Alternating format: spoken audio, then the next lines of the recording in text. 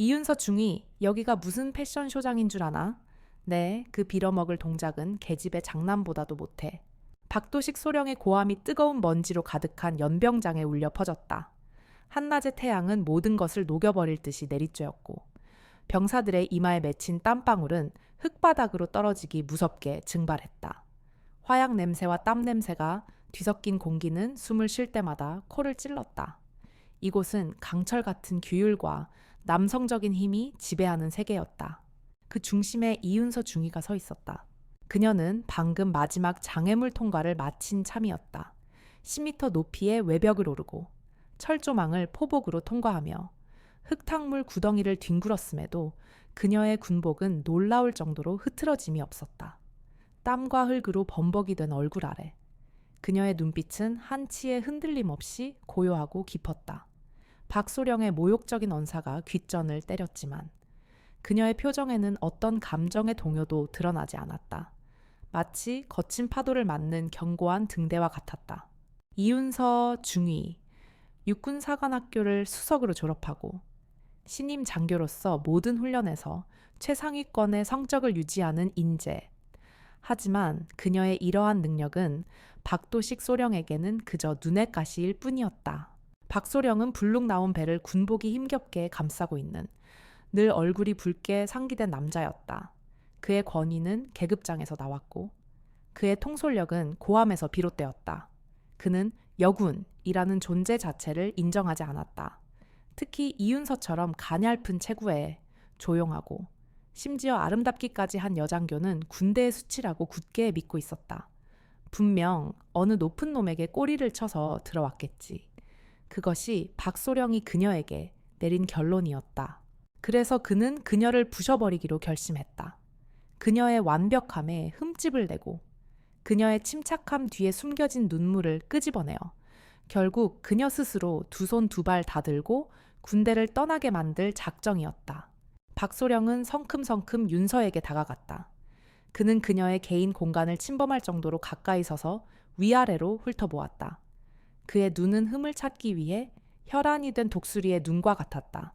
하지만 흠잡을 곳이 없었다.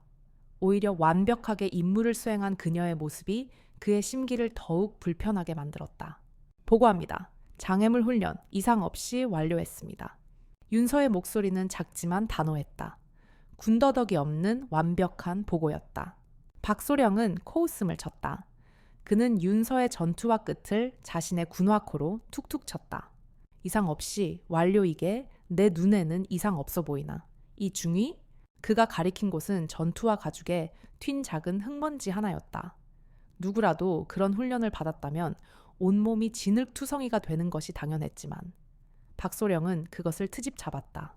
군인의 기본은 장비 관리다. 내 놈의 정신 상태가 내 전투화 꼴에 그대로 드러나는 거야. 해이해졌어. 아주 많이. 주변에서 훈련을 지켜보던 병사들은 아무 말도 하지 못했다. 일부는 동정의 눈빛을, 일부는 저러니 여자가 군대에서 버티기 힘들지 하는 체념의 눈빛을 보냈지만 누구도 감히 나설 수 없었다. 박도식 소령에게 밉보이는 것은 곧 군 생활의 종말을 의미했기 때문이다. 윤서는 그저 묵묵히 서 있었다. 그녀는 변명하지도 억울함을 호소하지도 않았다. 그녀의 입에서 나온 말은 오직 하나였다.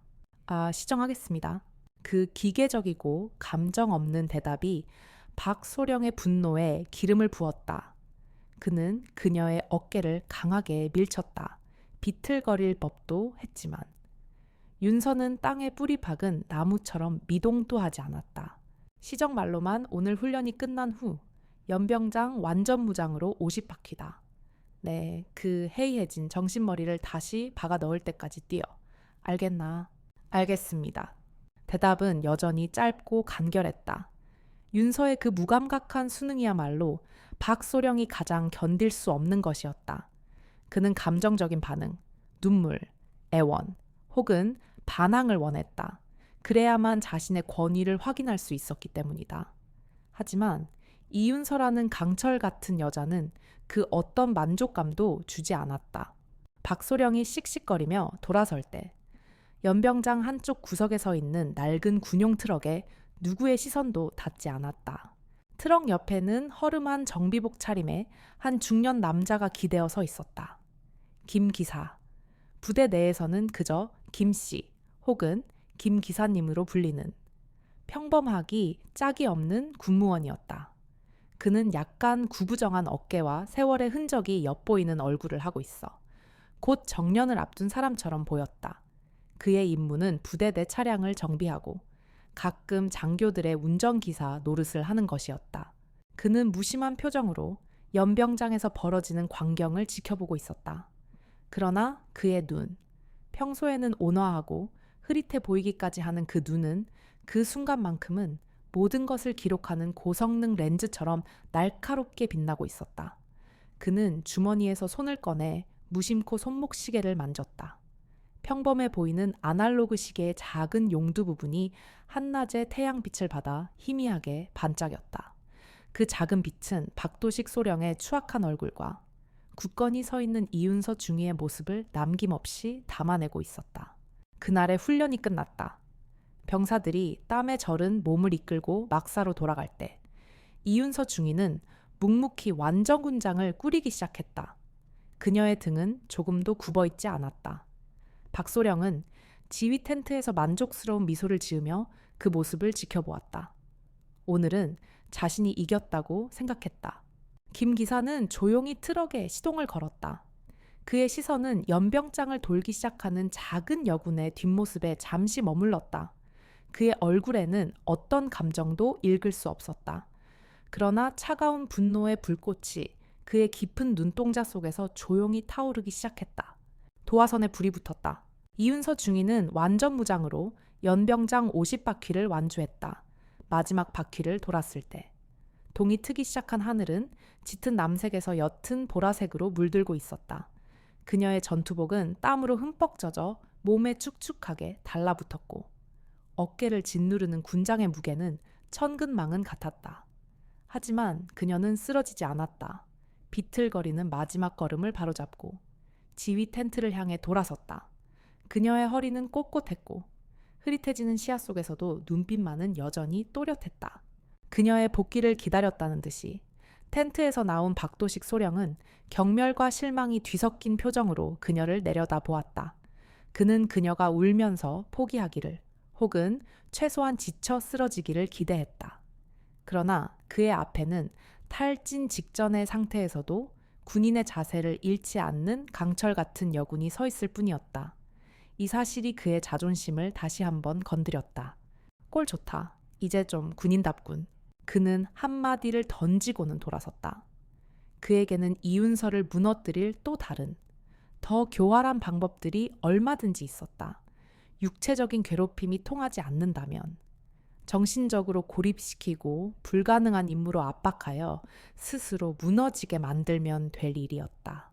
다음 날 아침, 작전 회의 시간. 박소령은 의기양양한 표정으로 부대원들에게 임무를 하달했다. 다른 장교들에게는 일상적인 순찰 및 훈련 임무가 주어졌다. 마지막으로 그의 시선이 윤서에게 꽂혔다. 회의실에 있던 모든 장교들의 시선도 자연스럽게 그녀에게로 향했다. 이윤서 중위, 네, 소령님.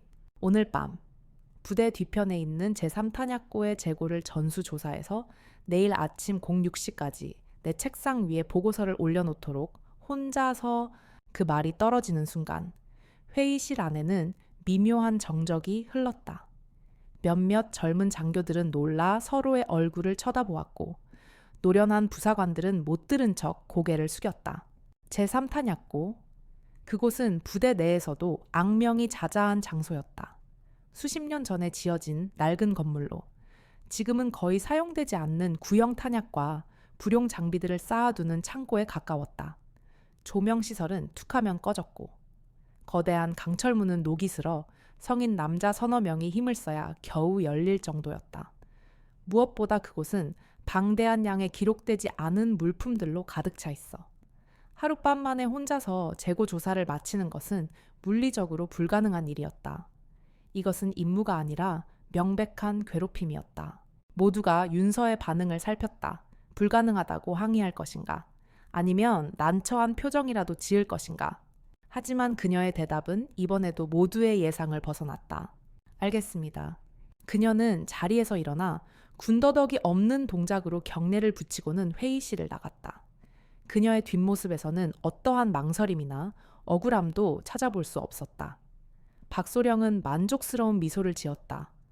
그래, 어디 한번 해봐라. 결국 네 능력의 한계를 깨닫고 내 앞에 무릎 꿇게 될 테니. 그날 밤 달빛조차 구름에 가려진 칠흑 같은 어둠 속에서 윤서는 제3탄약고 앞에 섰다. 손전등 불빛이 낡고 거대한 강철문에 닿자 붉게 세운 녹이 흉터처럼 드러났다. 공기는 축축하고 차가웠으며 오래된 쇠와 곰팡이 냄새가 섞여 코를 찔렀다. 그녀는 심호흡을 한번 하고 육중한 문고리를 잡았다. 온 힘을 다해 밀었지만 문은 꿈쩍도 하지 않았다.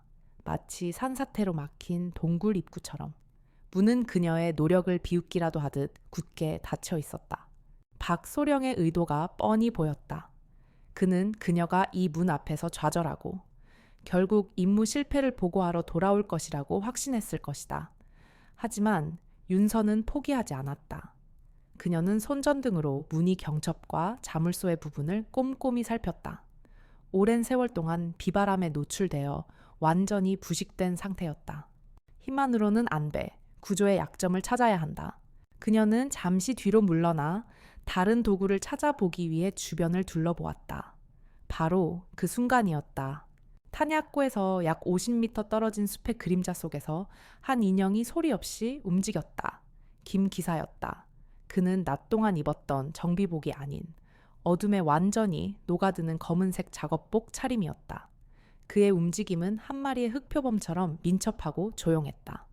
그는 윤서가 등을 돌린 찰나의 순간을 놓치지 않고 탄약고 문으로 접근했다. 그의 손에는 작은 특수 공구가 들려 있었다. 그는 한치의 망설임도 없이 녹슨 경첩의 특정 부분에 강력한 침투성 윤활유를 극소량 분사했다. 칙 하는 소리조차 나지 않았다. 이어서 그는 자물쇠의 뭉치에 가장 취약한 내부 핀을 작은 공구로 정확하게 가격했다. 툭! 뼈가 부러지는 것보다 더 작고 은밀한 소음이었다. 수십 년간 문을 봉인했던 내부의 부식된 구조에 미세한 균열이 생기는 순간이었다. 그의 모든 행동은 3초 안에 끝났다. 그는 다시 그림자 속으로 몸을 숨겼다. 윤서는 근처에 있던 쇠지렛대 하나를 들고 돌아왔다. 그녀는 다시 한번 문고리를 잡고 지렛대를 틈새에 끼워 넣으며 온 체중을 실어 문을 밀었다. 그러자 믿을 수 없는 일이 일어났다.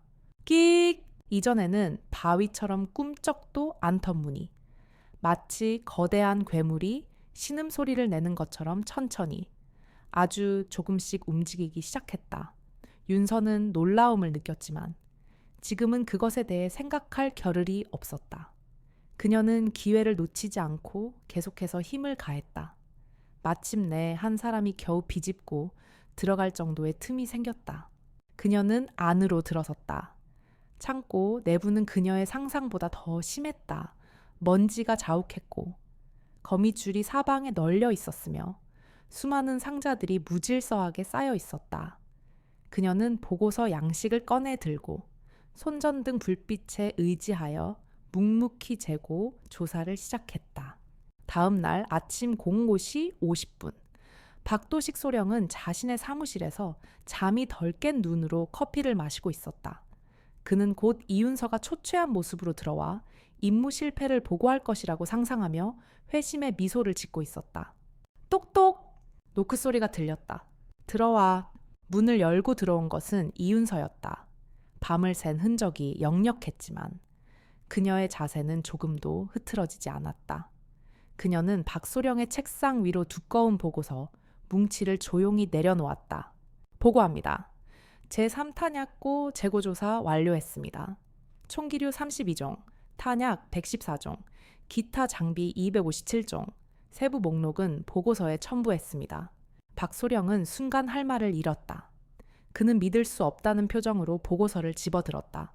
대충 훑어보기만 해도 그것이 하룻밤 만에 혼자서 해냈다고는 도저히 믿기지 않을 정도로 완벽하고 체계적으로 작성되어 있음을 알 수 있었다. 글씨 하나, 숫자 하나 틀린 곳이 없었다. 이걸 정말 혼자서 다 했단 말인가? 그렇습니다. 분노와 당혹감이 박소령의 얼굴에 스쳤다. 그의 계획이 또다시 실패했다. 그는 보고서를 책상에 내던지며 소리쳤다. 나가봐. 윤서가 경례를 하고 조용히 사무실을 나가자. 박소령의 분노는 극에 달했다. 그는 이제 다른 방법을 쓰기로 했다. 물리적인 압박과 불가능한 임무가 통하지 않는다면 그녀의 명예를 더럽히고 사회적으로 고립시키는 방법을 쓸 차례였다. 그날 점심부터 장교 식당에서는 이윤서 중위에 대한 악의적인 소문이 퍼지기 시작했다. 그 진원지는 물론 박도식 소령과 그의 주변을 맴도는 몇몇 아첨꾼들이었다. 그 이윤서라는 여자, 뭔가 이상하지 않아 어젯밤에 제3탄 약고 문을 혼자 열었다는데 그게 말이 된다고 생각해. 분명 뒤에 누가 있는 거야. 내가 듣기로는 사단 장님 라인이라는 소문이 있던데 밤마다 몰래 사단 장실에 불려간다는 말도 있고 어쩐지 여자가 실력도 없이 수석 졸업을 한 것부터가 이상했어. 몸으로 때운 거겠지. 소문은 독처럼 빠르고 은밀하게 퍼져나갔다. 처음에는 몇몇이 수군거리는 정도였지만 곧 사실처럼 받아들여지기 시작했다. 장교들은 윤서를 볼 때마다 노골적으로 피하거나 뒤에서 비웃으며 손가락질했다. 그녀가 식당 테이블에 앉으면 주변에 앉아있던 사람들이 슬그머니 자리를 옮겼다. 복대서 마주치면 마치 전염병 환자를 본 것처럼 고개를 돌렸다. 윤서는 완벽하게 고립되었다. 그녀는 그 모든 것을 묵묵히 견뎌냈다. 혼자 식사를 하고 혼자 훈련했으며 혼자 막사로 돌아왔다. 그녀의 얼굴에는 어떤 감정도 드러나지 않았지만 그 고요함 속에는 누구도 상상할 수 없는 거대한 압박감이 소용돌이치고 있었다. 박소령은 그녀의 고통을 즐겼다. 하지만 그것만으로는 부족했다. 그는 또 다른 함정을 준비했다. 며칠 후 그는 윤서를 불러 외곽 경계 초소에 낡은 통신선을 복구하라는 임무를 내렸다. 그곳은 며칠 동안 폭우가 쏟아져 산사태 위험까지 있는 지역이었다. 통신 장비는 구식이어서 다루기 까다로웠고 발전기마저 고장이 잦았다. 이번에도 역시 혼자서 수행하라는 조건이 붙었다. 윤서는 굳은 비를 맞으며 산을 올랐다. 초소에 도착했을 때 그녀는 머리부터 발끝까지 흠뻑 젖어 있었다. 그녀는 곧바로 장비를 점검하고 수리에 들어갔다. 한참 동안 낡은 전선과 씨름하던 중 예상대로 초소의 유일한 전력 공급원인 발전기가 푸드득 소리를 내며 꺼져버렸다. 순식간에 초소 안은 한 치 앞도 보이지 않는 어둠에 휩싸였다. 밖에서는 거센 빗소리와 바람 소리만이 들려왔다. 윤서는 한숨을 내쉬었다. 이 상황 또한 박소령의 계산 안에 있었을 것이다. 하지만 바로 그때였다. 꺼졌던 발전기가 갑자기 컥, 컥 하는 소리를 내더니 기적처럼 다시 시동이 걸렸다. 깜빡거리던 전등이 다시 환하게 켜졌다. 윤서는 의아한 표정으로 발전기를 바라보았다. 그녀가 모르는 사이 약 1시간 전 부대 소속 통신 정비팀의 일원으로 위장한 김 기사가 그 초소 근처의 다른 통신줄을 정기 점검하고 있었다.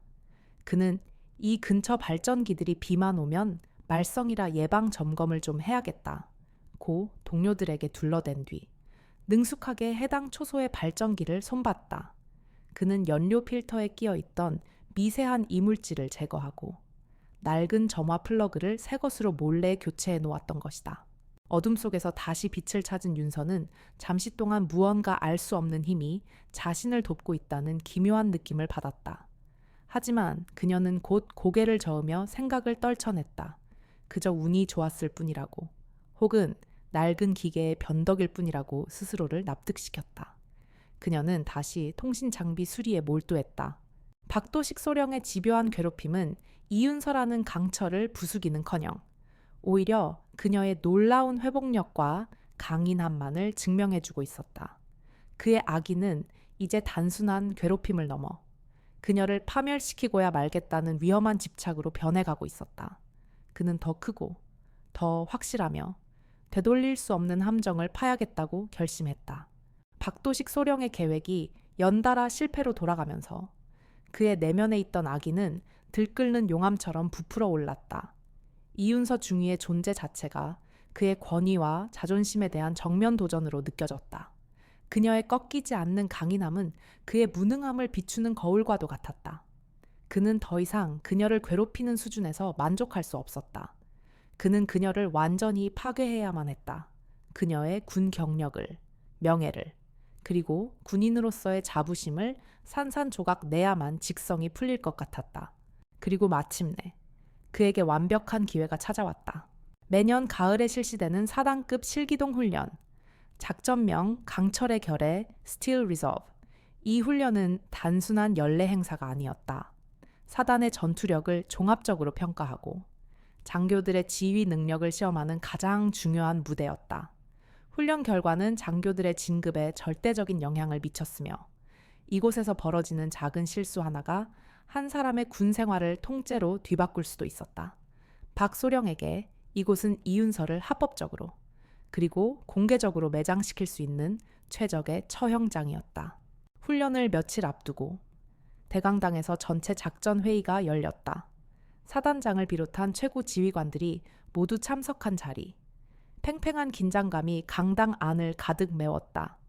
대형 스크린에는 복잡한 작전 지도와 예상 교전 상황이 표시되어 있었다. 청군과 홍군으로 나뉘어 벌어지는 이 모의 전투에서 박소령이 속한 대대는 청군의 선봉을 맡았다. 박소령은 대대 작전 장교로서 각 중대와 소대에 핵심 임무를 부여할 책임이 있었다.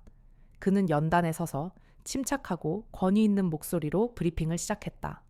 그는 작전의 개요를 설명한 뒤 가장 중요한 선봉소대의 지휘관 임무를 발표하는 순간 잠시 말을 멈추고 회의실에 앉아있는 이윤서를 똑바로 쳐다보았다. 이번 작전의 성패는 선봉부대의 역할에 달려있다.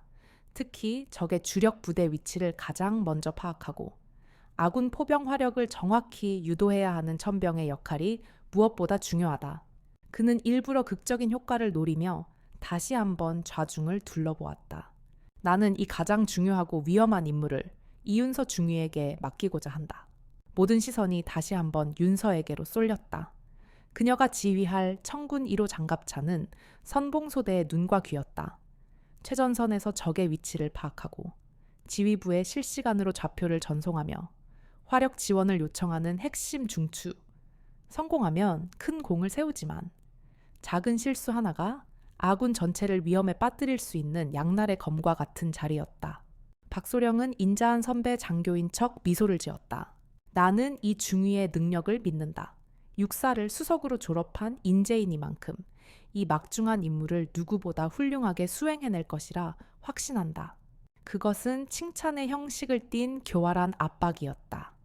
모두가 보는 앞에서 그녀를 치켰음으로써 그녀가 임무를 거절하거나 실패했을 때의 책임과 비난을 극대화하려는 속셈이었다. 윤서는 자리에서 일어나 흔들림 없는 목소리로 대답했다. 임무 완수에 최선을 다하겠습니다.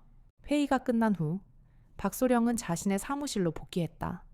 그는 창밖으로 분주하게 훈련을 준비하는 병사들을 내려다보며 음흉한 미소를 지었다. 그는 인터컴 버튼을 눌렀다. 오 상사, 지금 즉시 내 사무실로. 잠시 후 오진택 상사가 문을 열고 들어왔다. 그는 박소령의 충실한 신복으로 박소령 덕분에 편한 보직을 유지하며 군 생활을 하고 있는 인물이었다. 그는 박소령의 말이라면 그것이 아무리 부당한 명령일지라도 무조건 따르는 사람이었다. 부르셨습니까? 소령님. 박소령은 그에게 다가오라는 손짓을 했다. 그는 목소리를 낮춰 비밀스러운 어조로 말했다.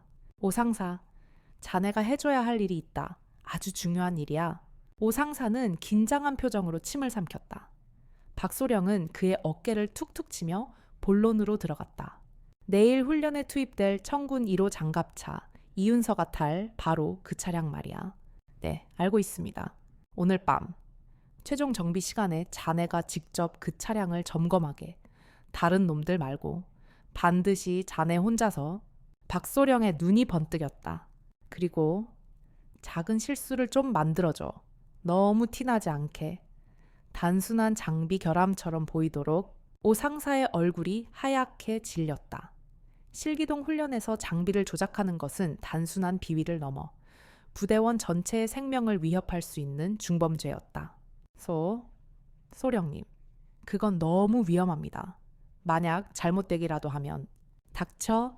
박소령의 목소리가 차갑게 가라앉았다. 이건 저 건방진 계집애의 진짜 위기관리 능력을 시험해 보려는 것뿐이야. 군대의 득보다 실이 많은 장교를 솎아내는 건 우리 모두를 위한 일이라고. 자네가 지금 이 자리에 어떻게 앉아 있는지 잊었나. 박소령의 협박에 오 상사는 더 이상 저항할 수 없었다. 그는 떨리는 목소리로 되물었다. 무엇을 하면 되겠습니까? 박소령은 만족스러운 미소를 지으며 구체적인 계획을 설명했다. 첫째, 디지털 지도 시스템의 GPS 수신기에 약간의 노이즈를 유발해 좌표가 정확히 500m 정도의 오차를 일으키도록 손을 봐. 캠 500m면 아군 포탄이 아군 머리 위로 떨어지기에 딱 좋은 거리이지.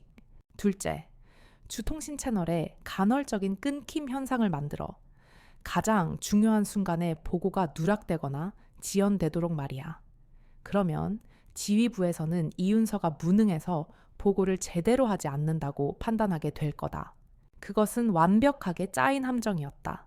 잘못된 좌표 정보와 불안정한 통신, 이 두 가지가 합쳐지면 이윤서는 전장의 미아가 되어 끔찍한 실수를 저지를 수밖에 없었다.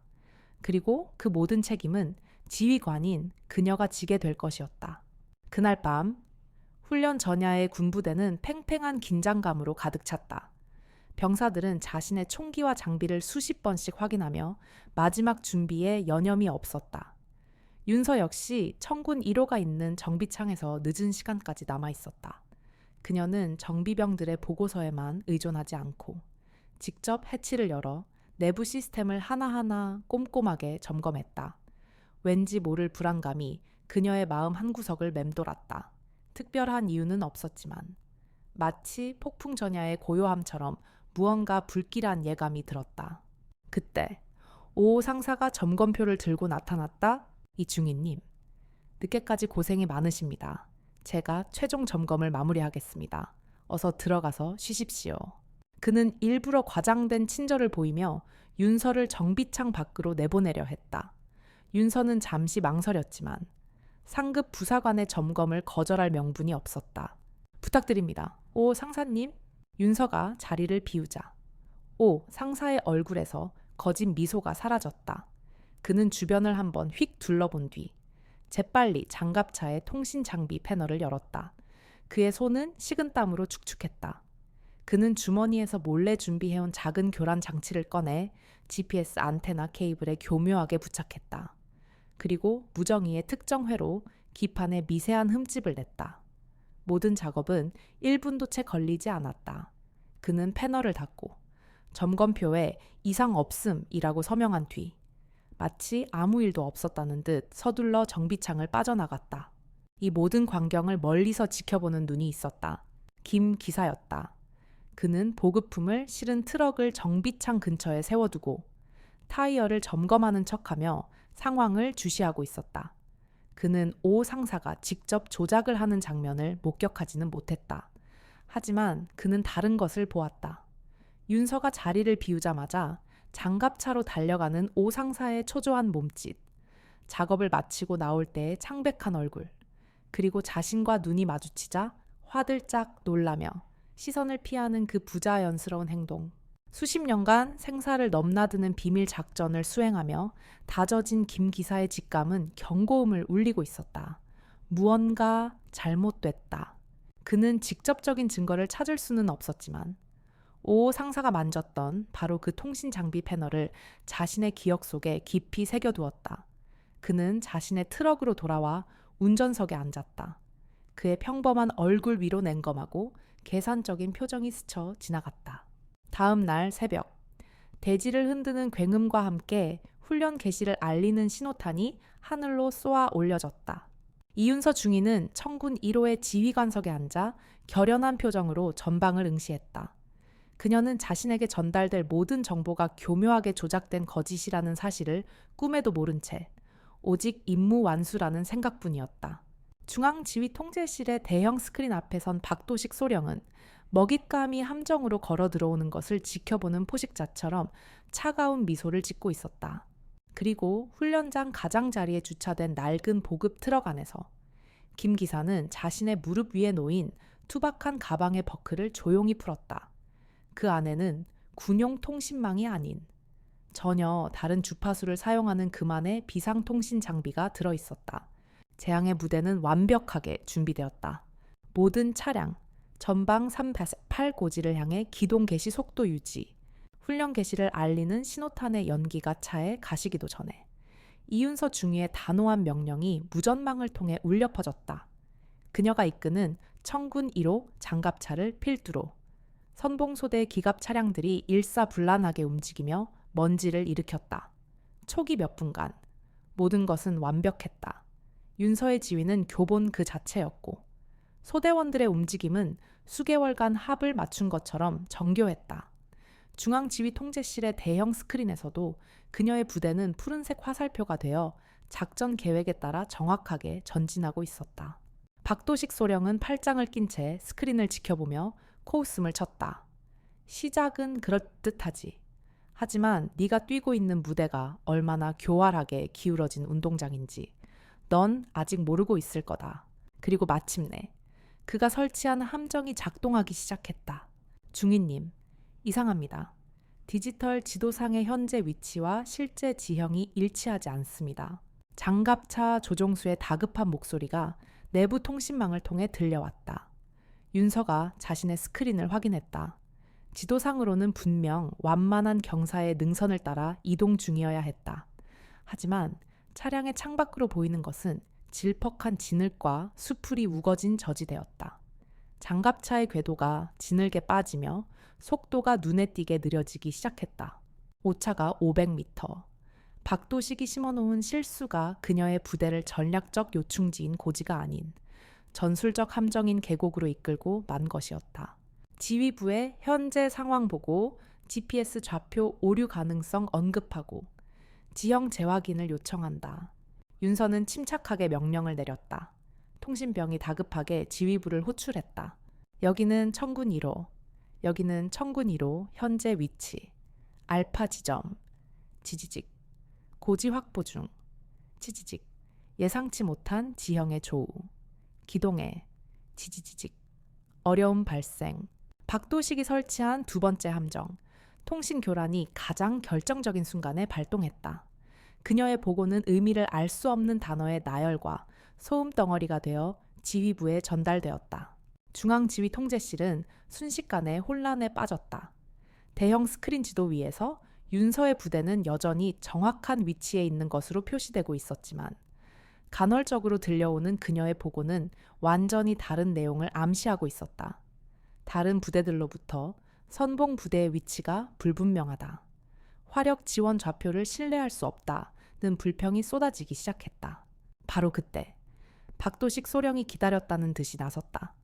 그는 일부러 모든 지휘관들이 들을 수 있도록 큰 소리로 외쳤다. 이 중위가 지금 전장 전체를 혼란에 빠뜨리고 있다. 상황 파악도 제대로 못하는 건가?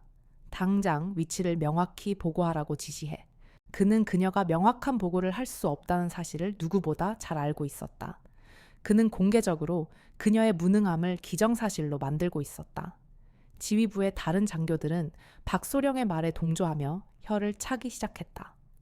역시 여자는 실전 경험이 부족해. 이론만 빠삭하면 뭘 하나. 위기 대처 능력이 꽝인데. 박소령은 그것으로도 모자라. 윤서의 차량과 연결된 비상 채널을 열었다. 이것은 다른 사람들은 들을 수 없는 그와 그녀만의 통신이었다. 이중이 소풍 나왔나? 거기가 어디라고 그렇게 헤매고 있는 건가? 내년 하나 때문에 지금 아군 전체 작전이 마비 상태다. 책임질 수 있겠어. 그의 목소리에는 조롱과 악의가 가득했다. 바로 그때 지휘 통제실의 드론 영상 화면에 뜻밖의 장면이 잡혔다. 진흙탕에 멈춰선 청군 1호 장갑채에서 이윤서 중위가 내리고 그 옆으로 낡은 보급 트럭 한 대가 멈춰서는 모습이었다. 윤서는 트럭에서 내린 늙은 운전병과 무언가 심각하게 이야기를 나누고 있었다. 그것은 물론 보급품 전달을 위장하여 접근한 김 기사였다. 그 장면을 본 박소령의 분노와 경멸은 극에 달했다. 그는 마이크에 대고 거의 포효했다. 지금 그 위급한 상황에 한가하게 운전병 늙은이랑 잡담할 시간은 있나 보지. 군인이 아니라 무슨 동네 아줌마 수준이군. 그게 내 지휘관으로서의 자질이다. 당장 그 늙은이랑 떨어져서 지휘에나 집중해. 이 무능한 년. 그것은 그의 오만함이 만들어낸 최악의 실수였다. 그는 자신이 모욕하고 있는 늙은 운전병이 누구인지, 그리고 그가 지금 이 상황을 어떻게 바라보고 있는지 상상조차 하지 못했다. 장갑차 내부. 남은 대원들은 공황 상태에 빠져 있었다. 중위님, GPS가 완전히 먹통입니다. 좌표가 계속해서 튑니다. 통신도 마찬가지입니다. 지지직거리기만 하고 연결이 되질 않습니다. 모두가 절망적인 상황에서 허둥대고 있을 때 오직 이윤서만이 얼음처럼 차갑고 고요했다. 그녀의 머릿속에서는 할아버지들이 귀에 못이 박히도록 했던 가르침이 울려 퍼지고 있었다. 윤서야, 명심하거라. 기계는 인간을 돕기 위해 만들어졌지만 언제든 너를 배신할 수 있다. 하지만 수천 년간 인류가 전쟁터에서 의지해온 내 두 눈과 내 머릿속의 지식, 그리고 내 손에 들린 지도와 나침반은 절대 너를 배신하지 않는다. 그녀는 상황을 직접 파악하기 위해 장갑차 밖으로 나갔다. 그리고 그곳에서 보급품 상자를 들고 다가오는 김 기사와 마주쳤다.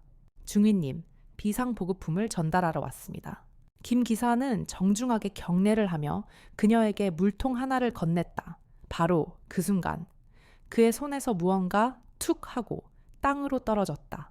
그것은 햇빛을 받아 황동색으로 빛나는 아주 오래된 군용 나침반이었다. 김 기사는 허리를 숙여 그것을 주워들며 혼잣말처럼 중얼거렸다. 아이고, 이런 돌아가신 할아버지께서 물려주신 유품인데 요즘 세상에 누가 이런 구닥다리를 쓰겠습니까?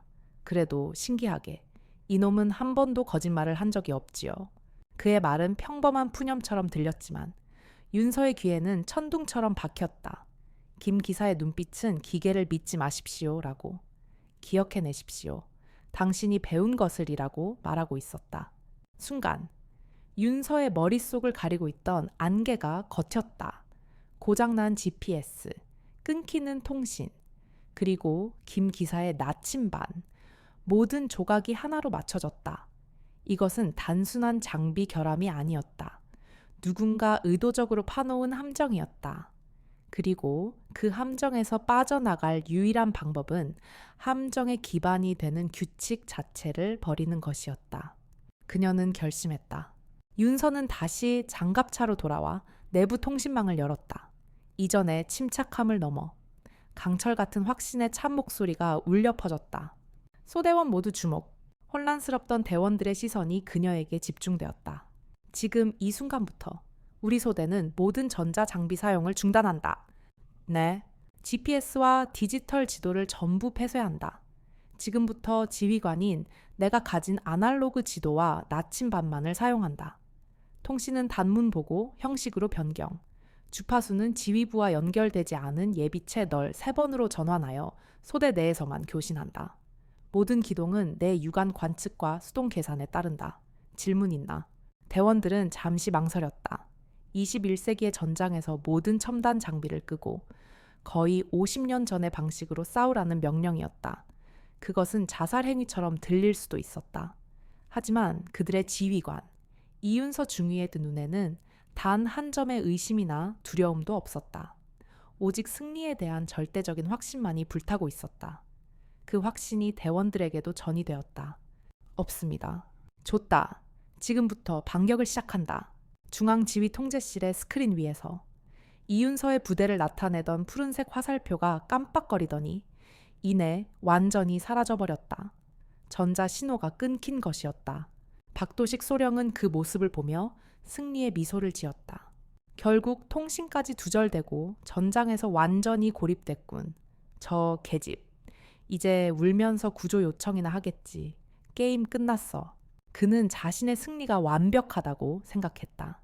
그는 자신이 파놓은 함정에 빠진 사냥감이 발버둥치다 지쳐 쓰러졌다고 확신했다. 하지만 그는 몰랐다. 사냥감은 함정에서 빠져나온 것이 아니었다. 함정의 판 자체를 뒤엎어버리고 이제 사냥꾼의 목을 물어뜯기 위해 어둠 속에서 움직이기 시작했다는 것을, 그가 통제할 수 없는 진짜 폭풍이 이제 막 눈을 뜨고 있었다. 어둠 속에서 이윤서의 소대는 유령이 되었다. 모든 전자장비를 끈 그들은 중앙지휘 통제실의 지도상에서 완전히 사라졌다. 박도식 소령이 설치해 놓은 디지털 함정에서 벗어난 윤서는 마치 물 만난 물고기처럼 전장을 누비기 시작했다. 그녀의 손에는 낡은 종이, 지도와 할아버지의 유품인 나침반이 들려 있었다. 그녀는 지형 지물을 읽고 별의 위치를 파악하며 바람의 방향까지 계산하여 부대의 이동 경로를 결정했다. 그것은 첨단 기술이 아닌 수천 년간 전장을 지배해온 원초적인 지휘술이었다. 그녀의 지휘 아래 선봉소대는 더 이상 진흙탕에서 허우적대는 오합지졸이 아니었다. 그들은 소음을 최소화하고 수신호를 이용하며 예비 채널 3번을 통해 암호화된 단문으로만 교신했다. 그들은 박소령이 예측한 경로를 완전히 벗어나 적군 홍군의 허를 찌르는 거대한 우회 기동을 시작했다.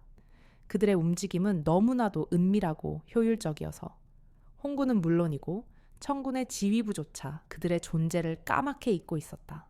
그 모습을 멀리 떨어진 언덕 위에서 지켜보던 김 기사의 입가에 희미한 미소가 떠올랐다.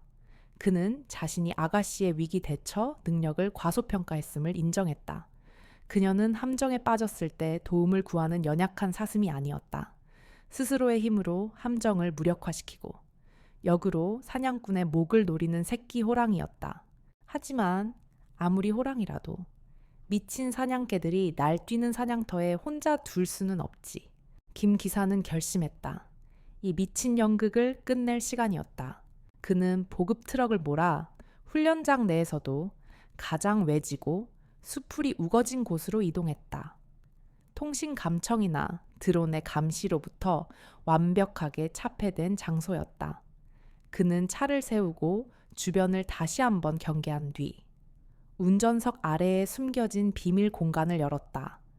응급 구급 상자 뒤에 위장된 패널을 열자 그 안에는 투박하고 견고해 보이는 군용 위성 전화기가 모습을 드러냈다. 일반 군용 통신망으로는 절대 추적하거나 감청할 수 없는, 오직 3사람에게만 연결되는 직통 회선이었다. 그는 첫 번째 번호를 눌렀다. 신호음이 한 번 울리기도 전에 상대방이 전화를 받았다. 수화기 너머로 낮고 위험 있는 목소리가 들려왔다. 김 기사는 허리를 펴고 정중하게 보고했다. 백 장군님, 저 김 기사입니다. 예, 현재 상황 보고 드립니다. 백호의 새끼가 궁지에 몰렸습니다. 사냥개가 주인을 알아보지 못하고 돌을 넘었습니다. 수화기 너머에서 잠시 침묵이 흘렀다. 이내 짧고 단호한 한마디가 돌아왔다. 김 기사는 알겠습니다. 라고 대답하고 전화를 끊었다. 그는 잠시의 망설임도 없이 두 번째 번호를 눌렀다. 이번에도 상대는 즉시 응답했다. 이 장군님, 접니다. 예, 용의 여의주가 함정에 빠졌습니다. 하찮은 쥐새끼들이 날뛰며 여의주의 흠집을 내려하고 있습니다. 수화기 너머에서는 어떤 질문도 없었다. 오직 강철 같은 분노가 담긴 짧은 명령만이 하달되었다. 김 기사는 다시 한번 알겠습니다. 라고 답했다. 마지막 3번째 통화, 그의 손가락이 마지막 번호를 눌렀다. 초의 장군님, 독수리의 날개가 꺾일 뻔했습니다. 지금 아가씨께서는 스스로의 힘으로 다시 날갯짓을 시작하셨습니다만 감히 신성한 하늘을 더럽히는 까마귀 떼를 그냥 둘 수는 없을 것 같습니다. 3번째 통화가 끝나는 순간 세상이 변하기 시작했다. 중앙지휘 통제실. 박도식 소령은 이윤서 부대가 사라진 스크린을 보며 거의 승리를 확신하고 있었다. 그는 커피를 마시며 훈련이 끝난 뒤 열릴 징계위원회에서 이윤서를 어떻게 매도할지 행복한 상상에 빠져 있었다. 바로 그 순간이었다. 지휘 통제실 전체에 단 한 번도 울린 적 없던 비상경보가 울려 퍼졌다. 붉은 경광등이 번쩍이며 모든 통신 장교들의 얼굴을 붉게 물들였다. 통신 통제관이 헤드셋을 붙잡고 경악의 찬 목소리로 외쳤다. 지휘관님, 국방부 합동참모본부 직통 라인입니다. 지금 즉시. 훈련 지역 상공 전체에 대한 비행 통제 명령이 하달됐습니다. 모든 항공기 즉시 기지로 복귀, 민항기 항로까지 전면 수정하라는 전시에 준하는 비상 명령입니다. 뭐라고? 그게 무슨 소리야? 누가 그런 명령을 내렸단 말인가? 사단장조차 당황하여 자리에서 벌떡 일어났다. 사단급 훈련에 국방부가 직접 개입하는 것은 전례가 없는 일이었다. 하지만 그들의 혼란에 답해줄 사람은 아무도 없었다. 대신 땅과 하늘이 답을 들려주었다. 두두두두두두두. 처음에는 멀리서 들려오는 희미한 고동소리였다. 하지만 그 소리는 순식간에 거대한 폭풍이 되어 다가왔다. 지휘 통제실의 창문이 격렬하게 흔들리고 책상 위에 서류들이 날아다녔다. 모든 장교들이 본능적으로 귀를 막으며 밖으로 뛰쳐나갔다. 그리고 그들은 보았다. 하늘을 뒤덮은 세대의 검은 그림자, 무광 검은색으로 도색된 UH-60 블랙호크, 헬리콥터, 세대가 지휘 통제실 상공을 향해 무서운 속도로 접근하고 있었다. 일반 육군 항공대의 헬리콥터가 아니었다. 동체에는 대한민국군의 최상위 조직인 합동참모본부의 휘장이 선명했고 꼬리 날개에는 각각 4개의 별이 그려진 대장 다장의 개인 표식이 새겨져 있었다. 전설로만 듣던 전쟁 지휘관들의 하늘을 나는 집무실. 그들이 떴다는 것은 곧 전쟁 혹은 그에 준하는 국가적 비상사태를 의미했다. 헬리콥터들은 마치 먹이를 포착한 거대한 맹금류처럼 지휘 통제실 상공을 위압적으로 선회했다. 그들이 만들어내는 강력한 하강풍은 연병장의 흙먼지를 일으켜 거대한 회오리를 만들었다. 그와 동시에 국방부로부터 최종 명령이 하달되었다. 그것은 사단장의 지휘권마저 무시하는 절대적인 명령이었다. 작전명 강철의 결의. 현 시간부로 즉시 중단 모든 부대는 현 위치에서 총기와 장비를 내려놓고 대기하라 반복한다. 훈련은 완전히 중단되었다. 통신병의 외침이 지휘 통제실 안에 공허하게 울려 퍼졌다. 박도식 소령은 넋이 나간 사람처럼 서 있었다. 그의 얼굴은 승리감에 차 있던 붉은색에서 이해할 수 없는 혼란의 백색으로, 그리고 이제는 본능적인 공포의 잿빛으로 변해가고 있었다. 무세운, 무슨 일이 벌어지고 있는 거지? 왜 합참의장 헬기들이 여기에 누가 감히 사단급 훈련을 중단시킨단 말인가? 그의 머릿속이 하얗게 비어버렸다. 그의 모든 계획, 모든 음모가 지금 자신의 머리 위를 맴도는 거대한 헬리콥터의 그림자 아래에서 하찮은 먼지처럼 사라지고 있었다. 그는 창밖으로 천천히 착륙을 준비하며 하강하는 블랙호크를 올려다보았다. 헬리콥터의 거대한 그림자가 그가 서 있는 지휘 통제실 건물을 통째로 집어삼키는 순간 박도식 소령의 다리가 후들거리기 시작했다. 그는 깨달았다. 자신이 건드린 것이 무엇인지 아직도 몰랐지만 한 가지만은 확실했다. 자신은 이제 끝났다. 세대의 블랙호크가 착륙하면서 일으킨 폭풍이 잦아들자 연병장에는 숨 막히는 정적이 내려앉았다. 훈련에 참가했던 모든 병사들과 장교들은 하던 모든 것을 멈추고 마치 시간이 멈춘 듯 그 자리에 얼어붙었다. 그들의 시선은 일제히 지휘 통제실 앞에 도열한 세대의 검은 헬리콥터에 고정되었다. 사단장을 비롯한 지휘부 참모들은 넋이 나간 상태에서 황급히 달려나와 헬리콥터 앞에 정렬했다. 그들은 이것이 합참에서 나온 암행 감찰이거나 혹은 상상할 수 없는 어떤 국가적 비상사태의 전조일 것이라고 짐작했다. 사단장은 군복 매무새를 가다듬으며 평생 해본 적 없는 긴장된 표정으로 경례를 준비했다. 스웩! 세대 헬리콥터의 측면 도어가 완벽한 동시 동작으로 열렸다. 가장 먼저 중앙 헬리콥터에서 한 노인이 모습을 드러냈다. 나이를 가늠하기 힘든 꼿꼿한 자세와 모든 것을 꿰뚫어 보는 듯한 호랑이의 눈빛, 그의 어깨에 달린 4개의 별, 대장 다장 계급장이 석양빛을 받아 눈부시게 빛났다. 그를 알아본 몇몇 고위 장교들의 입에서 낮은 탄성이 터져 나왔다. 북방의 백호바이후라 불리며 한 시대를 풍미했던 전설적인 전략가. 예비역 대장 백철규. 뒤이어 왼쪽 헬리콥터에서도 또 다른 노장이 내렸다. 화강감을 깎아 만든 듯한 선 굵은 얼굴과 전장을 압도하는 듯한 위압적인 기세. 그 역시 4개의 별을 어깨에 달고 있었다. 전장의 맹롱이라 불렸던 불패의 야전 지휘관, 예비역 대장 이무진이었다. 마지막으로 오른쪽 헬리콥터에서 내린 이는 앞선 둘과는 다른 분위기를 풍겼다. 날카롭고 이지적인 눈빛과 고요하지만 그 무엇보다 강렬한 권위. 그의 군복은 육군이 아닌 공군의 것이었다. 대한민국 영공에 살아있는 신화. 강철의 독수리 강티에츠주. 전 공군참모총장 예비역 대장 최강석. 한 명만 나타나도 군 전체가 들썩일 군대에 살아있는 전설 3명이 마치 약속이라도 한 듯이 한자리에 강림한 것이었다. 그들이 내뿜는 기운은 은퇴한 노장의 것이 아니었다. 그것은 대한민국 국군 그 자체의 역사이자 무게였다. 별 2개 계급장의 사단장이 황급히 달려와 거수 경례를 붙였다. 충성 사단장 소장 555입니다. 대선배님들께서 여기까지 어인 일로. 하지만 백철규 대장은 경례를 하는 사단장에게 눈길조차 주지 않았다. 그는 그저 손을 들어 사단장의 말을 가로막았다. 그 단순한 손짓 하나에 현역 소장의 말문이 막혔다. 3명의 전설은 그 자리에 있는 그 누구에게도 관심을 보이지 않았다. 그들의 눈은 오직 한 사람을 찾기 위해 분주하게 연병장을 훑고 있었다. 이윤서 중위는 어디에 있나?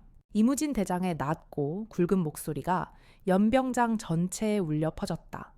지휘관들은 당황하여 서로의 얼굴만 쳐다볼 뿐 누구도 선뜻 대답하지 못했다. 그때 한 통신 장교가 떨리는 손으로 훈련장 반대편의 숲 쪽을 가리켰다. 저쪽입니다. 통신이 두절되기 전 이윤서 중위의 마지막 신호가 잡혔던 곳이 저 부근입니다. 그 말이 끝나기 무섭게 3명의 대장은 한치의 망설임도 없이 그 방향으로 걸음을 옮기기 시작했다.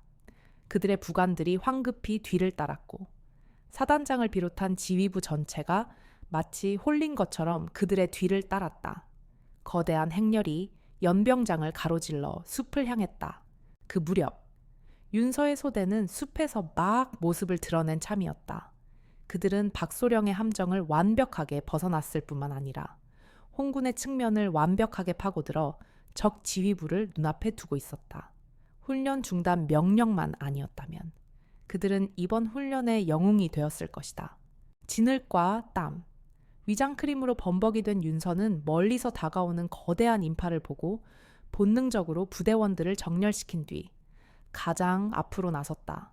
그녀는 사단장이 직접 자신들의 위치로 오고 있다고 생각하고 보고를 하기 위해 자세를 가다듬었다. 하지만 그녀의 예상은 완전히 빗나갔다.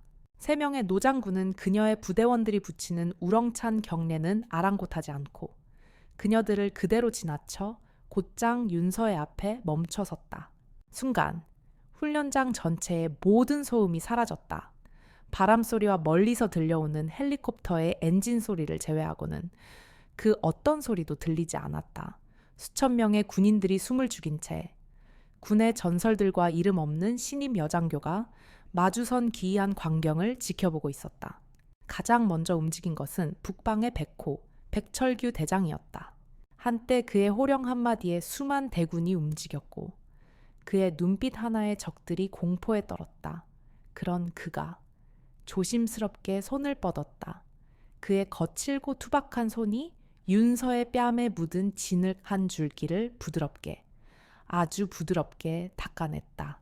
그리고 그의 입에서 그 자리에 있는 누구도 평생 상상조차 해본 적 없는 따뜻한 목소리가 흘러나왔다. 우리 강아지, 많이 놀랐느냐? 어떤 놈이 우리 손녀를 겁먹게 만들었어. 우리 강아지, 우리 손녀. 그 단어들이 마치 핵폭탄처럼 연병장 전체에 터져나갔다. 맹룡 이무진 대장이 한 걸음 다가와 흐트러진 윤서의 철모를 바로잡아주며 나직이 말했다. 다친 곳은 없느냐? 훈련이 많이 고되었나 보구나. 강철 독수리, 최강석 대장은 그저 한없이 자랑스럽고 대견한 눈빛으로 그녀를 바라보며 말했다. 잘했다. 윤서야, 아주 잘했어. 역시 내 손녀답다. 그제야 모든 것이 설명되었다. 그녀의 꺾이지 않던 기백, 위기 상황에서의 초인적인 침착함, 첨단 장비를 버리고도 전장을 지휘했던 불가사의한 능력. 그것은 단순한 재능이 아니었다. 대한민국 군을 상징하는 3명의 거인에게서 직접 물려받은 피와 영혼에 각인된 유산이었던 것이다. 그 광경을 멀리서 지켜보던 박도식 소령의 온몸에서 피가 빠져나가는 느낌이 들었다. 손녀, 그의 머릿속에서 모든 조각들이 한순간에 맞춰졌다. 왜 그녀가 그토록 자신을 몰아붙여도 무너지지 않았는지, 왜 불가능한 임무들을 기적처럼 해결해냈는지. 그것은 행운이 아니었다. 하늘의 가호 그 자체였던 것이다. 그의 다리에 힘이 풀리며 그는 휘청거리다 결국 주저앉고 말았다. 그의 얼굴은 공포로 하얗게 질려 있었다. 그는 깨달았다. 자신이 괴롭힌 것은 그저 배경 없는 신임 여장교가 아니었다. 대한민국 최강 3대 장군 가문의 분노를, 그 하늘과도 같은 진노를 정면으로 거스른 것이었다. 그는 자신이 스스로 걸어 들어간 지옥의 깊이를 이제야 가늠하며 공포에 질려 숨을 헐떡였다. 전설들의 강림이 남긴 충격의 여파는 훈련장 전체를 얼어붙게 만들었다. 훈련은 중단된 것이 아니라 사실상 끝장났다. 이제 이곳은 훈련장이 아닌 대한민국 군의 명예를 건 비공식적인 심판정이었다. 지휘 통제실로 사용되던 야전 텐트 안은 숨 막히는 침묵과 냉기로 가득 찼다. 3명의 예비역 대장은 상석에 나란히 앉아 있었다. 그들의 존재만으로 텐트 안의 공기는 수십 미터 심해의 수압처럼 무겁게 가라앉았다. 사단장을 비롯한 현역 지휘관들은 죄인처럼 벽을 따라 굳어서서 감히 숨소리조차 크게 내지 못했다. 이윤서 중위는 텐트 밖에서 대기하라는 지시를 받았다. 이것은 더 이상 그녀 개인의 문제가 아니었다. 3명의 전설은 그녀가 겪은 고통을 넘어 군 내부의 골마 터진 종양을 뿌리째 도려낼 생각이었다. 박도식 소령을 들여보내라. 전장의 맹룡, 이무진 대장의 낮고 묵직한 목소리가 텐트 안을 울렸다. 어디선가 나타난 2명의 헌병이 넋이 나간 채 땅바닥에 주저앉아 있던 박도식 소령의 양팔을 거칠게 붙잡아 일으켜 세웠다. 그는 거의 끌려오다시피 텐트 안으로 내던져졌다. 그는 3명의 전설 앞에 서는 순간 다리가 풀려 제대로 서 있지도 못할 지경이었다. 이무진 대장은 분노를 터뜨리지 않았다. 그의 평온함은 폭발하는 분노보다 수백 배는 더 무서웠다. 그는 얼음장처럼 차가운 눈으로 박소령을 꿰뚫어 보며 지극히 사무적인 어조로 입을 열었다. 박도식 소령, 넷, 예, 대장님, 박소령은 공포에 질려 혀가 꼬인 채 대답했다. 금일 훈련간 발생한 청군 1호 장갑차의 통신 및 GPS 장비 이상에 대해 보고하라. 육하원칙에 따라 군더더기 없이 사실만을 보고하도록. 박소령의 머릿속이 필사적으로 돌아갔다. 그는 아직 일말의 희망을 놓지 않고 있었다. 증거는 없을 것이다. 그저 심증만으로 이 전설들이 자신을 몰아붙이고 있을 뿐이라고. 어떻게든 이 위기만 넘기면 된다고 스스로를 세뇌했다. 그는 미리 준비해 두었던 거짓말을 내뱉기 시작했다. 그것은 전적으로 이윤서 중위의 미숙한 장비 운용 능력과 현장 대처 능력 부재로 인해 발생한 사고입니다. 신임 장교로서 과도한 긴장감에 실수를 연발했고 그 결과 통신 두절과 위치 오판이라는 최악의 상황을 초래한 것으로 그는 마치 연습이라도 한 듯이 유창하게 거짓말을 늘어놓았다. 이윤서의 모든 것을 깎아내리고 모든 책임을 그녀에게 뒤집어 씌우려 했다. 3명의 대장은 그저 말없이 아무런 표정 변화 없이 그의 변명을 끝까지 듣고만 있었다. 그 침묵이 박소령을 더욱 불안하게 만들었다. 그의 변명이 끝나는 순간 텐트의 입구가 조용히 열렸다. 김 기사가 들어섰다. 그는 더 이상 구부정하고 초라한 모습의 늙은 군무원이 아니었다. 그의 허리는 꼿꼿했고 그의 걸음거리는 소리 없이 위압적이었다. 그의 눈빛은 수십 년간 어둠 속에서 살아온 특수요원의 냉혹함을 담고 있었다. 그는 아무 말 없이 테이블로 걸어가 백철규 대장의 앞에 군용 태블릿 PC 하나를 조용히 내려놓았다. 이게 뭔가? 백 대장이 나직이 물었다. 기록입니다. 김 기사가 짧게 대답했다. 백 대장은 태블릿의 화면을 켰다. 그리고 첫 번째 파일을 재생했다.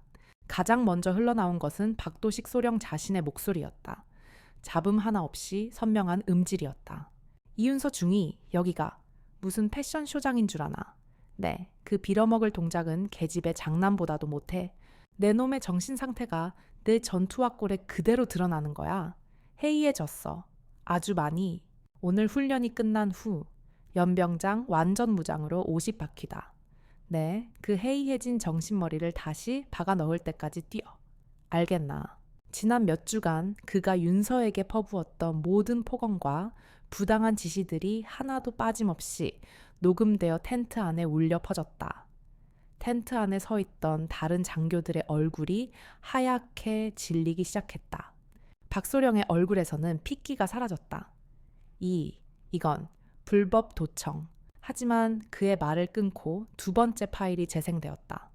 이번에는 영상이었다. 장교 식당의 CCTV 화면. 박소령이 자신의 신복들과 둘러앉아 낄낄거리며 윤서에 대한 추악한 소문을 퍼뜨리는 장면이 고스란히 담겨 있었다. 그 여자. 분명 뒤에 누가 있어. 내가 듣기로는 사단장님 라인이라는 소문이 있던데 밤마다 몰래 사단 장실에 불려간다는 말도 있고 그 순간 등 뒤에 서 있던 사단장의 얼굴이 분노로 시뻘겋게 달아올랐다. 자신의 명예까지 더럽힌 박소령을 향한 살기가 등 뒤에서 느껴졌다. 그리고 마침내 마지막 파일이 재생되었다. 화면은 어두운 정비창을 비추고 있었다.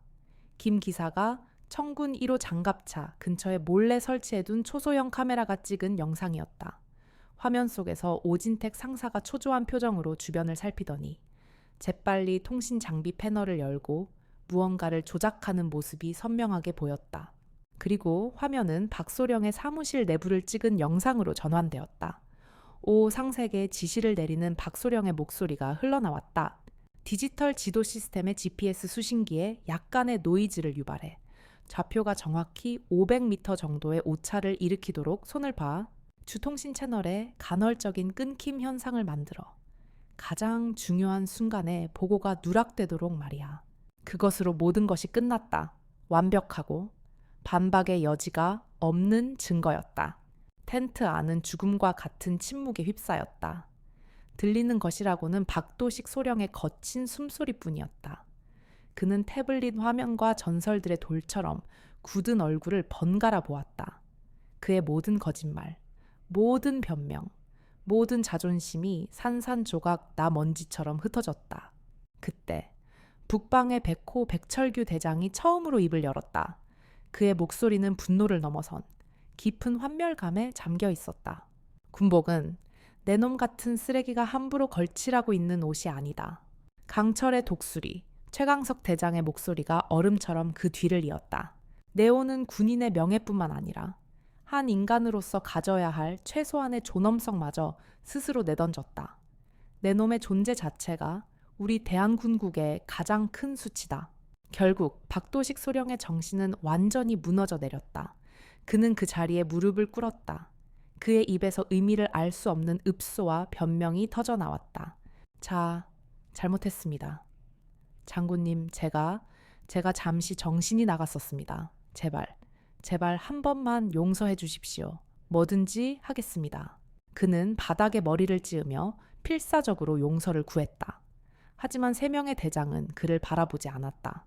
그들의 눈에는 분노도 연민도 없었다. 오직 발밑에 벌레를 내려다보는 듯한 차갑고 무감정한 경멸만이 가득할 뿐이었다.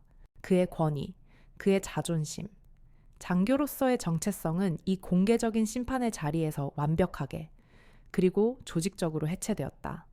가장 끔찍한 심리적 처벌은 이미 끝났다. 이제 남은 것은 그의 육신과 남은 인생에 대한 물리적이고 법적인 대가를 치르게 하는 것뿐이었다.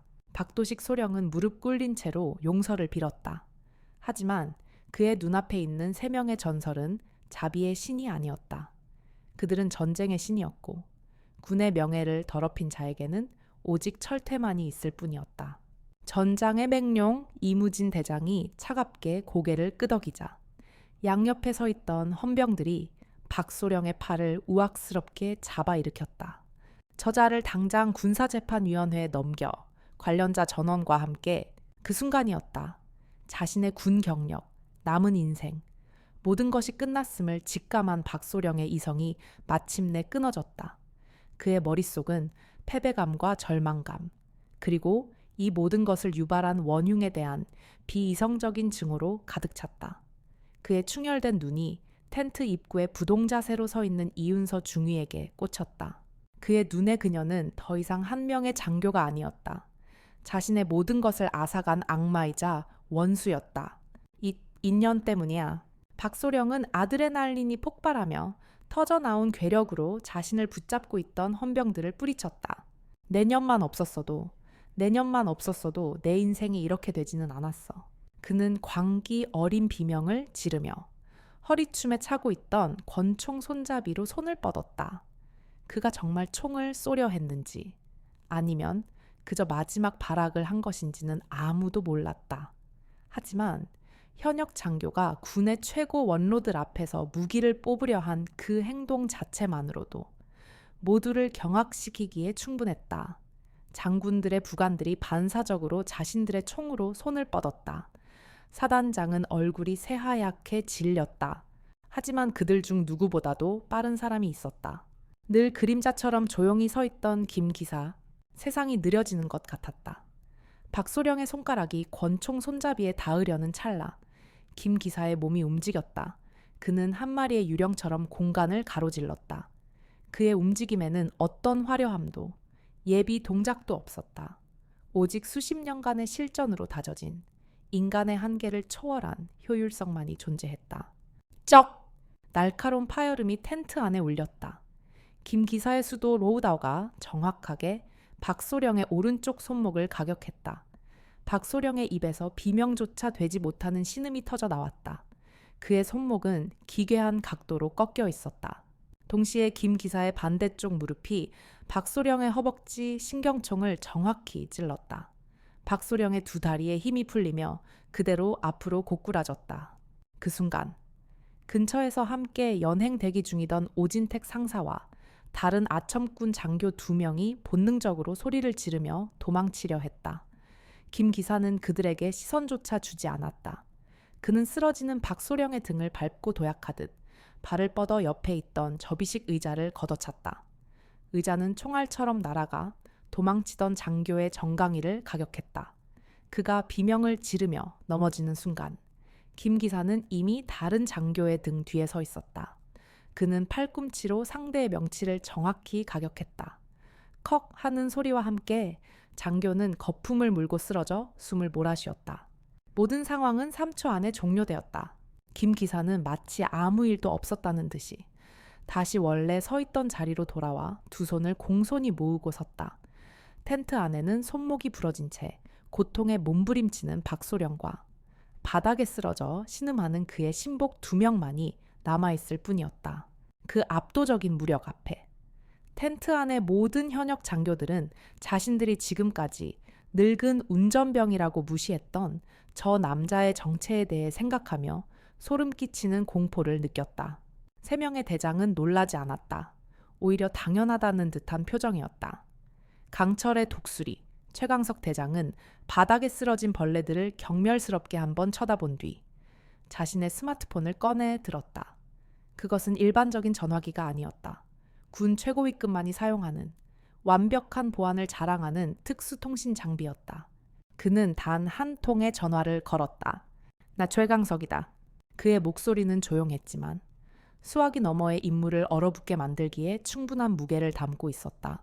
지금 즉시 국방부 직속 특별감찰단과 군사안보지원사령부 기동타격대를 제-X사단으로 급파하도록 내가 명단을 하나 전송하겠다.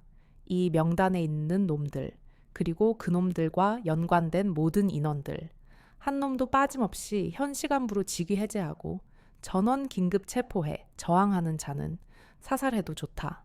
그의 목소리는 지극히 평온했지만 그 내용만큼은 피비린내 나는 숙청의 시작을 알리고 있었다. 그리고 이번 기회에 박도식 소령의 뒤를 봐주던 인사 라인, 군납 비리에 연루되어 이권을 챙기던 놈들까지 전부 조사해. 자네가 누굴 말하는지 알겠지. 뿌리까지 모조리 뽑아내. 일주일 주겠다. 깨끗하게 처리해. 전화가 끊겼다. 그리고 그의 말이 현실이 되는 데는 10분도 차에 걸리지 않았다. 부대 밖에서 수십 대의 검은색 SUV와 군용 트럭들이 먼지 바람을 일으키며 굉금과 함께 들이닥쳤다. 그들은 일반 헌병이 아니었다.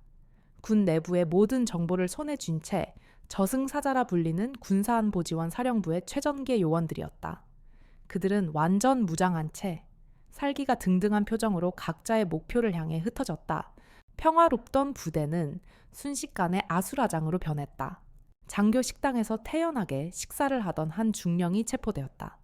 자신의 사무실에서 미친 듯이 서류를 파쇄하던 군수과장이 끌려 나왔다. 박소령에게 아첨하며 온갖 비리를 저질렀던 수많은 장교와 부사관들이 비명을 지르며 연행되었다. 바닥에 쓰러져 있던 오진택 상사는 자신의 이름이 불리는 것을 듣고 모든 것을 체념했다. 이것은 단순히 훈련 방해 사건에 대한 조사가 아니었다.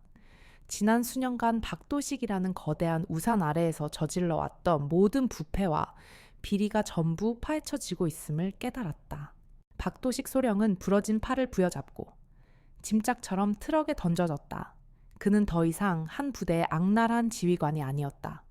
군 전체에 퍼져있던 거대한 부패의 사슬을 끊어내는 첫 번째 희생양일 뿐이었다. 새 가문의 분노는 단순히 한 명의 불량 장교를 처벌하는 것에서 끝나지 않았다. 그가 상징하는 군 내부의 썩어빠진 시스템 전체를 정화하는 거대한 태풍이 되어 몰아치고 있었다. 3명의 대장은 텐트 밖으로 나와 자신들이 불러온 피의 숙청을 무표정하게 지켜보았다. 그들의 얼굴은 돌처럼 차가웠다. 그들은 절대적인 정의를 집행하는 심판관 그 자체였다. 심판의 날이 지나간 후 몇 주가 흘렀다. 거대한 태풍이 휩쓸고 간 부대는 깊은 상처와 함께 기묘한 정화의 과정을 겪고 있었다. 박도식 소령을 필두로 한 부패의 사슬은 생각보다 훨씬 깊고 넓게 퍼져 있었다. 3명의 전설이 불러온 숙청의 칼날은 수십 명의 장교와 부사관들을 군복 벗겼고 그들이 비워낸 자리에는 새로운 피가 수혈되었다. 부대 전체의 공기는 여전히 무거웠지만 이전처럼 썩은 냄새가 나는 혼탁한 공기가 아니었다. 그것은 마치 거대한 수술을 마친 환자의 회복실처럼 고통스럽지만 건강한 미래를 예고하는 깨끗한 공기였다. 박도식과 그의 공범들에 대한 군사재판은 신속하게 진행되었다. 재판은 군 전체에 경종을 울리기 위해 이례적으로 공개 재판으로 열렸다. 피고인석에 앉은 박도식은 더 이상 오만하고 위압적인 소령이 아니었다. 계급장이 모두 뜯겨나간 죄수복 차림의 그는 영혼이 빠져나간 껍데기처럼 보였다. 그의 눈은 텅 비어 있었고 몇 주 만에 머리카락은 하얗게 새어 있었다. 검찰관이 그의 죄목을 하나하나 읊어 내려갔다. 피고 박도식, 직권남용, 부하 장교에 대한 가혹행위, 군용물자, 고의 파손, 동료 군인에 대한 살인미수, 상관 모욕 및 명령, 불복종, 군사기밀 누설 기도, 그가 저지른 죄는 끝이 없었다. 김 기사가 제출한 완벽한 증거들 앞에서 그의 변호인은 그 어떤 변론도 할 수 없었다. 재판은 일사천리로 진행되었고 판결은 신속하고 단호했다. 피고 박도식에게 징역 20년을 선고한다. 동시에 대한민국 군 장교로서의 모든 계급과 서훈을 박탈하고 군인연금을 포함한 모든 명예를 몰수한다. 재판장의 망치 소리가 그의 남은 인생에 대한 사망 선고처럼 울려 퍼졌다. 그는 교도관들에게 끌려나가며 뒤를 돌아보았다. 방청석에 앉아있는 이제는 자신을 경멸의 눈으로 쳐다보는 이전의 동료들과 그리고 그 모든 것의 시작이었던 한 여자의 환영을 찾기라도 하려는 듯이. 하지만 그곳에는 아무도 없었다. 그는 완전히 혼자였다. 오진택 상사를 비롯한 다른 공범들 역시 각각의 죄에 상응하는 무거운 징역형을 선고받았다. 정의는 그렇게 더디지만 확실하게 실현되었다. 한편 이윤서 중위의 군 생활은 완전히 새로운 국면을 맞이했다. 사건 초기, 그녀가 전설적인 3대 장군 가문의 유일한 후손이라는 사실이 알려졌을 때 부대원들은 경외감과 함께 약간의 거리감을 느꼈다. 그녀를 공주님이라거나 성격처럼 대하며 어려워했다. 하지만 그 어색함은 오래가지 않았다. 사람들의 인식을 바꾼 것은 그녀의 배경이 아니라 그녀가 훈련장에서 직접 보여준 압도적인 실력이었다. 첨단 장비가 모두 먹통이 된 절망적인 상황 속에서 낡은 종이 지도와 나침반 하나만으로 전장의 흐름을 읽고 적의 허를 찔렀던 그녀의 지휘 능력에 대한 이야기는 부대 내에서 전설처럼 퍼져나갔다. 그녀는 더 이상 누군가의 손녀가 아니었다. 그녀는 이윤서 중위, 그 자체로서 완벽한 군인이었다. 변화는 작은 것에서부터 시작되었다. 한때 그녀를 피하고 뒤에서 수군거렸던 동료 장교가 이제는 진심으로 존경심을 담아 경례를 하며 전술에 대한 조언을 구해왔다. 식당에서 그녀가 앉으면 더 이상 주변 자리가 비지 않았다. 오히려 젊은 장교들이 그녀의 옆자리에 앉아 그녀의 이야기를 듣고 싶어 했다. 그녀의 승리는 할아버지들의 권력에서 온 것이 아니었다. 위기가 그녀의 진짜 실력을 증명할 기회를 주었고 그녀는 그 기회를 완벽하게 자신의 것으로 만들었던 것이다. 어느 날 저녁, 윤서는 훈련이 끝난 연병장을 홀로 거닐며 지난 몇 주간의 일을 회상했다. 그녀는 이런 식의 해결을 원하지 않았다. 그녀는 그저 조용히 자신의 힘으로 인정받는 군인이 되고 싶었을 뿐이었다. 할아버지들의 이름이 주는 무게감을 새삼 느끼며 그녀는 이제 그 이름에 기대는 것이 아니라 그 이름을 뛰어넘는 군인이 되겠다고 다시 한번 다짐했다. 그때 누군가 그녀에게 따뜻한 커피가 담긴 종이컵을 건넸다. 김 기사였다. 그는 다시 평범하고 온화한 인상의 운전병으로 돌아와 있었다. 날이 춥습니다. 중위님. 고맙습니다. 기사님. 두 사람 사이에는 많은 말이 오가지 않았다. 하지만 침묵 속에서 서로에 대한 깊은 신뢰와 감사의 마음을 읽을 수 있었다. 그리고 마침내 3명의 전설이 부대를 떠나는 날이 왔다. 그들은 떠나기 전 사단 전체 병력을 연병장에 집결시켜 달라고 요청했다. 수천 명의 장병들 앞에 3명의 노장군은 가장 화려한 정복을 차려입고 연단에 섰다. 그들은 더 이상 손녀를 보러 온 할아버지들이 아니었다. 군의 미래를 걱정하는 대선배로서 후배들에게 마지막 가르침을 주기 위해 그 자리에 섰다. 북방의 백호 백철규 대장이 먼저 마이크를 잡았다. 군인의 가장 위대한 무기는 손에 든 소총이 아니라 그대들의 머리다. 편견과 오만. 부패로 흐려진 정신은 그 어떤 적보다도 아군에게 더 위험하다. 우리는 이 부대의 썩은 정신을 도려냈다. 다시는 그 악취나는 잡초가 자라나게 하지 마라. 다음은 전장의 맹룡 이무진 대장이었다. 진정한 강함은 약자를 괴롭히는 것에서 나오는 것이 아니다. 그들을 지키는 것에서 나온다. 진정한 리더십은 가장 크게 소리치는 자가 아니라 동료들의 신뢰를 얻는 자의 것이다. 누구와 함께 싸우는지, 그리고 무엇을 위해 싸우는지를 항상 기억하라. 마지막으로 강철의 독수리 최강석 대장이 연설을 마무리했다. 그대들이 입고 있는 이 군복은 특권의 상징이 아니다. 그것은 국민의 세금으로 만들어지고 선조들의 피로 신성해진 의무의 상징이다. 절대 이 군복을 더럽히지 마라. 국가가 그대들을 자랑스러워할 수 있는 그런 군인이 되어라. 연설이 끝났다. 3명의 대장은 수천 명의 후배들을 향해 전설이 아닌 한 명의 동료 군인으로서 마지막 거수 경례를 붙였다. 그리고 그들은 조용히 돌아서서 헬리콥터를 향해 걸어갔다. 그들은 떠나기 전 대열 속에 다른 병사들과 똑같이 서 있는 손녀 이윤서와 마지막으로 눈을 맞췄다. 그것은 할아버지가 손녀에게 보내는 눈빛이 아니었다. 한 명의 진정한 군인이 또 다른 한 명의 진정한 군인에게 보내는 깊은 인정과 신뢰의 눈빛이었다. 세대의 블랙호크가 하늘로 솟아오르며 멀어졌다. 그들이 떠난 자리에는 명예와 실력이라는 새로운 가치를 품에 안은 부대의 새로운 시대가 시작되고 있었다. 그로부터 몇 달의 시간이 흘렀다. 심판의 날 이후 제엑스 사단은 완전히 새로운 부대로 거듭났다. 부패의 악취는 사라졌고 그 자리에는 건강한 경쟁과 상호 존중의 문화가 뿌리내렸다. 장교들은 더 이상 부하들을 소모품처럼 대하지 않았고 병사들은 두려움이 아닌 신뢰로 상관을 따랐다. 종이 지도한 장으로 부패한 소령을 무너뜨린 신임 중위에 대한 이야기는 부대 내에서 조용한 전설이 되어 새로 임관하는 장교들에게 귀감이 되었다. 그 전설의 중심에 있는 이윤서 중위는 이제 부대에서 가장 신뢰받는 젊은 지휘관 중 한 명이 되어 있었다. 전차 2소대, 7번 고지 능선으로 엄폐 보병 분대, 좌측으로 우회하여 적 기관총 진지를 제압하라. 지금부터 또 다른 훈련이 한창인 연병장, 이번에 윤서는 최첨단 디지털 지휘 시스템을 능숙하게 다루며 마치 오케스트라 지휘자처럼 부대를 지휘하고 있었다.